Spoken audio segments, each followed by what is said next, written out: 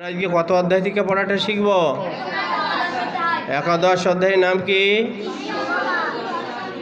বিশ্বরূপ দর্শনীয়। এখান থেকে আমরা কত নম্বর শ্লোক শিখব?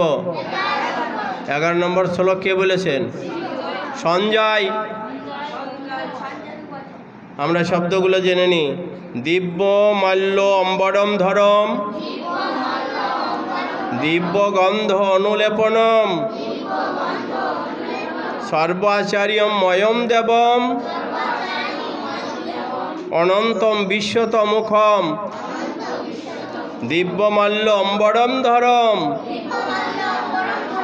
দিব্য গন্ধ অনুলেপনম,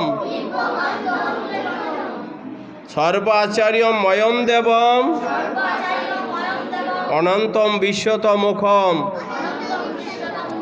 আমরা অনুষ্ঠান ছন্দে পাঠ করব। দিব্যমাল্য অম্বরম ধরম, দিব্য গন্ধ অনুলেপনম, সর্বাচার্যম ময়ম দেবম, অনন্তম বিশ্বতমুখম।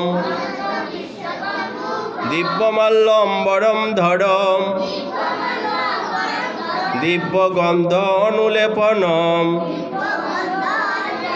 সর্বাচার্যম ময়ম দেবম, অনন্তম বিশ্বতমুখম। সঞ্জয় বললেন, সেই বিশ্বরূপ দিব্যমালা ও দিব্যবস্ত্রে ভূষিত, দিব্য গন্ধ দ্বারা অনুলিপ্ত, অত্যন্ত আশ্চর্যজনক, জ্যোতির্ময়, অনন্ত ও সর্বতোমুখ বিশিষ্ট।